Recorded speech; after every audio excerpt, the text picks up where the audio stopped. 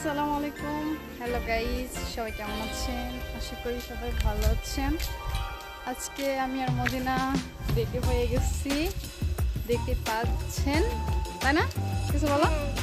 আজকে আমরা দিকে চলে যাচ্ছি। ভোট দিতে যাচ্ছি, আমরা ভোট দিতে যাচ্ছি গাইস। ঠিক আছে, শর্ট রাস্তা দিয়ে হাঁটতেছি। ঠিক আছে, সো